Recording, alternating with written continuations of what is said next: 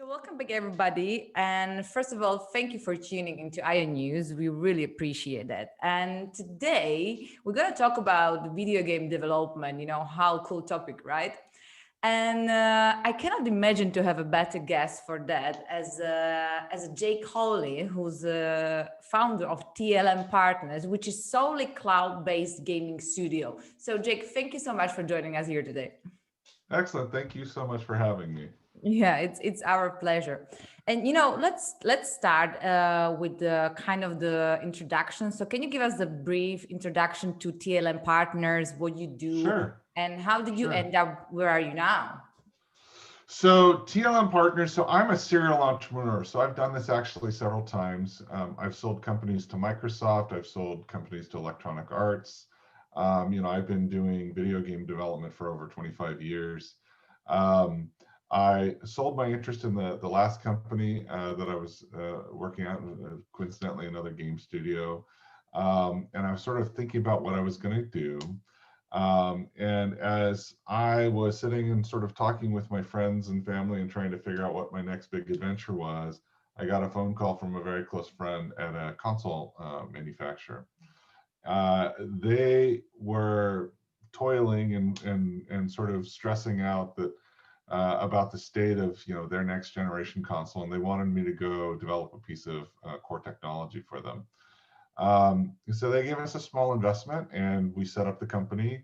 I named, TLM Partners it literally stands for Three Little Monsters. It's my kids, right? So I was like, what do I name the company? TLM. So with a small investment from a large console manufacturer, we started doing core technology development on physics, AI, esports, underlying technology, matchmaking technologies. We got started. And after about a year of development, we developed our prototype and delivered it to our benefactor. And they said, that's great. They went and used that to negotiate favorable terms for the piece of technology they were concerned about. And they said, okay, great, thanks. Now what are you guys going to do? And so at that point, we went back to our roots and really started doing console development. These days, we are registered, PlayStation 5, Microsoft's Scarlet, Nintendo's, as well as all of the digital platforms. We're growing fast. We're over 100 developers at this point, full-time Wow. employees across 17 countries. We have 30 job openings. We literally have more work than we have people. And we're starting to make our pivot into digital publishing. So That's so cool. And as you mentioned, you work, I mean, you sound really, really humble, but you work with some top studios and the publishers. Warner Brothers, Nintendo, Sony, Electronic Arts, the Activision. You work on the titles as the Gotham Knights and the Call of Duty. I mean, can you tell us a bit about your current projects? I think you work on some pretty amazing stuff. we are really very, very fortunate, and part of that is hard work, part of that is luck, and part of that is, having done this a long time, people really trust us and the rest of the leadership team, right? So we're at our core, we're a group of industry veterans with a lot of experience shipping titles, right? It's really easy to start a video game. It's really hard to develop a video game and finish a video game. Um, so some of our current projects that are publicly announced. So we have a project with, as you say, with Activision for the next version of Black Ops, Call of Duty Black Ops. We're super excited about that. We've got a small team also working with Warner Brothers on their next generation Batman title. So That is great. super, super, super exciting. Yeah, it's like when that comes out, it's going to blow people's minds. It's an amazing title. It's visually stunning, and there's just the Warner Brothers Montreal team is really doing an amazing job of sort of carrying on that legacy of amazing content.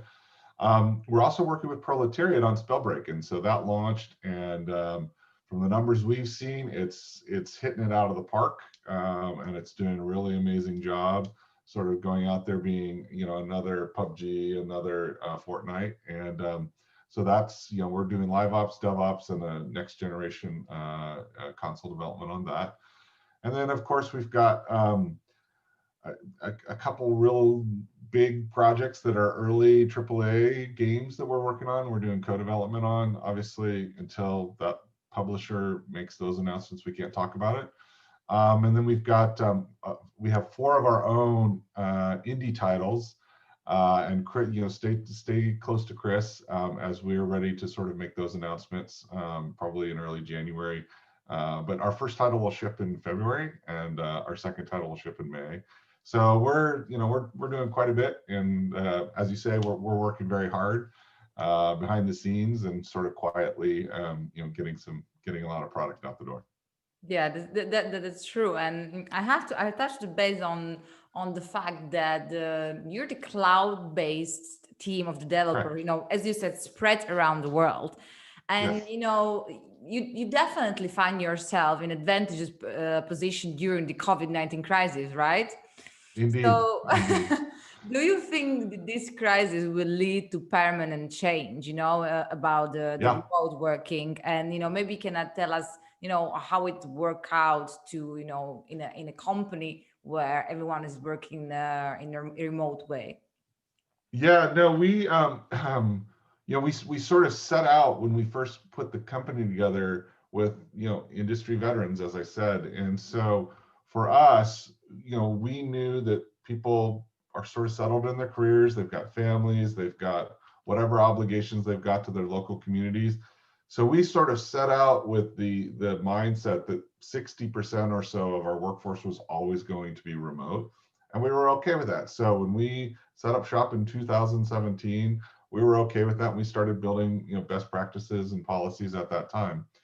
Um, as COVID really hit, and sort of around the middle of March, when we went into lockdown, our business exploded, because as all of the major corporations were trying to figure out how do you do this remote thing, all of our servers were already in the cloud. Our entire infrastructure was in the cloud. We are already, completely aware of how to communicate effectively with teams and partners. And so quite literally our business doubled overnight. And we have continued to sort of build upon the things that we knew were best practices. We've got events that we put on, that our HR team puts on, to try and keep people engaged and not feeling lonely or isolated. And yeah, I absolutely see this as a permanent change. As it's actually very fortunate. We had just been looking at our first big sort of 15,000 square foot brick and mortar space, and I'm glad we didn't sign the lease, because I will tell you, I would be literally paying for space that I can't use. And so sort of over the summer, the leadership team came together and went, hey, this is working really well. And, we've added, 50 heads, and is this permanent? And yeah, the answer is this is permanent. We see absolutely a future where we are 90+% completely remote. There's some initiatives that we do to try and, sort of benefit the world. They're called our centers of excellence. So those are really working with colleges and universities in underserved marketplaces like Mexico, like Brazil, like, Eastern European countries, and partnering with universities to sort of teach curriculum and then offer internships and a path into the game development space in their local communities. So that sort of needs to be quasi-physical. We haven't quite figured out how that's gonna, a university is not gonna go away. So I'm sure there's gonna be some percentage of our business, small percentage, that's gonna be physical. But for the most part, I think that this is a permanent change. I think that most businesses, large and small, are figuring out how this works. And quite frankly, I think that the workforce is gonna start demanding the ability to be remote at least some portion of the time. Yeah, exactly. I mean, the most of the world is just getting used to, for the remote working, and you're already in a full flow. Yeah, yeah. So that's really fabulous. And talking about, the universities and the students and internships and the talent, the TLM team includes some impressive talent, I have to say. For example, your newly appointed vice president of creative direction, Alexis Jolie. I'm not going to try to tell his surname. These hotels, Yes. I think. Yes.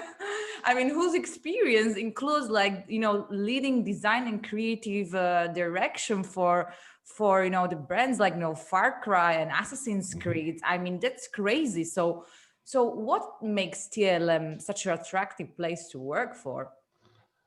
I think it's a lot of fun.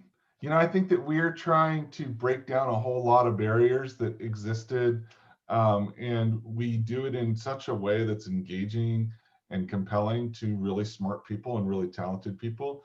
We are going out of our way to try and find people in different places that would not necessarily have an amazing opportunity, and that really resonates with people that have been successful in their careers and that want to pass that on.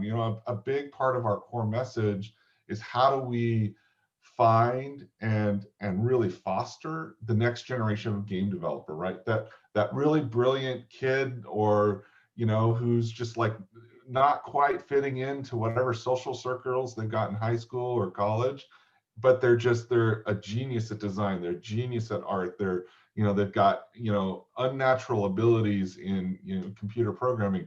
Those are the people that I want to find, those lost opportunities for these just really amazing talents. And so whether it's Chris Cross, whether it's Alexi Jolie, whether it's Dwayne, all of our guys, we want to pass on, right? We're getting old, and the honest truth is, video game development, when you get somebody in their 20s and 30s, they're just super passionate, and before they lose that passion because they're doing database programming or something really crazy like that, we want to embrace them and really give them a home. And so I think that feels good, right? So yeah, we're here to make a little bit of money, and we're here to make some really amazing titles, but we also get to give back. And so that's engaging and exciting for people. I mean, it's excellent what you are doing, because in the end, I mean, what's the most important is to give back, right? Yeah. And we were actually talking yesterday with one of the really exciting esports organizations during the interview, that these days the most popular kids are actually the nerds. Like Yeah, exactly. I have a way geek back, shirt. yeah, way back in maybe 10, 15 years ago, like you have to be the pretty and cool to be actually the popular. And these days, like parents are wishing like, I wish that I'm gonna have a nerd. Exactly.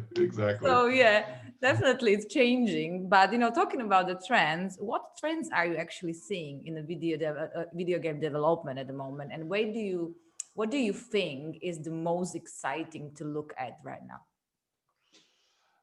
So those are two radically different questions. So I think that we are going to see a real. I think a lot of people are trying to force their titles to be esports without realizing, like, it's almost like punk rock in the 80s.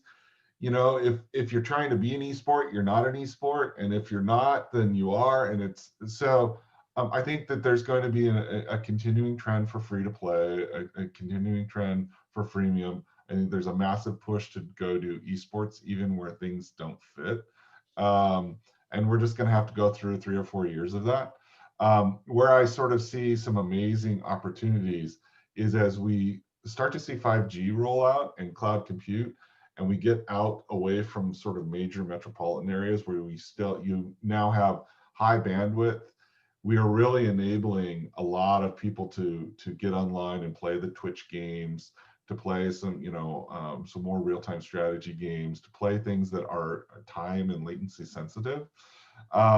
So I see a lot more going online, obviously. I see a lot more freemium coming online. I see an overwhelming number of esports titles that fail, and only a couple are really going to do decently.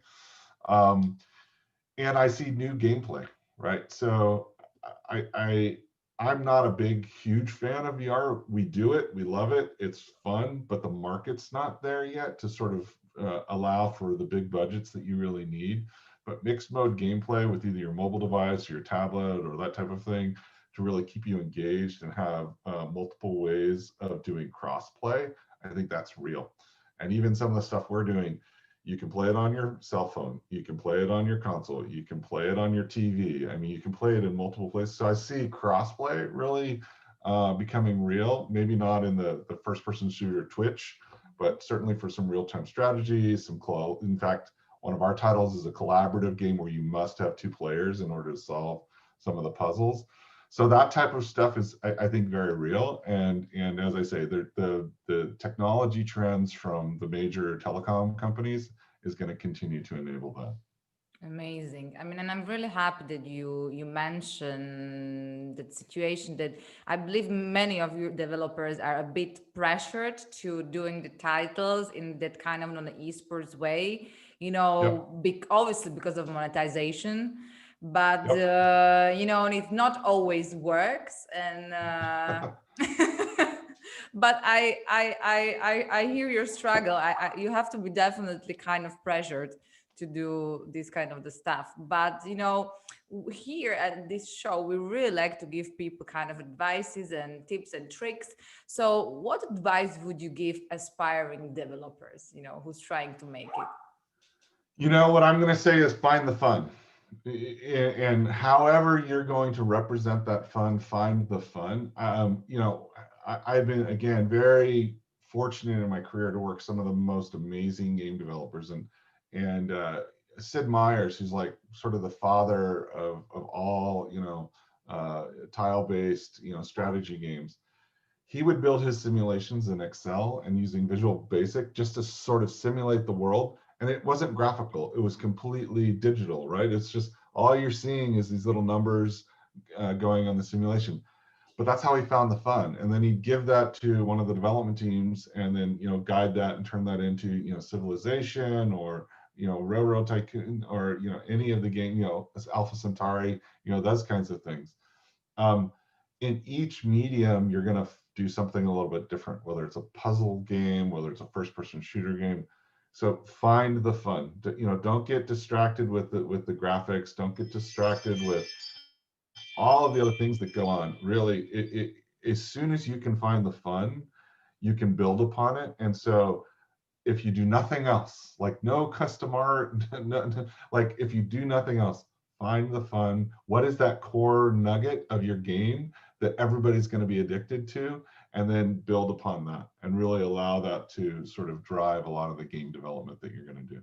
Exactly. A fabulous advice. I mean, the passion is everything. Yes, yes. Definitely.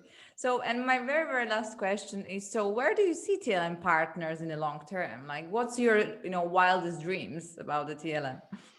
So, I mean, we are going to continue to be a game developer.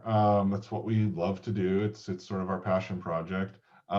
We want to go sort of be the largest middle market publisher out there for independent games.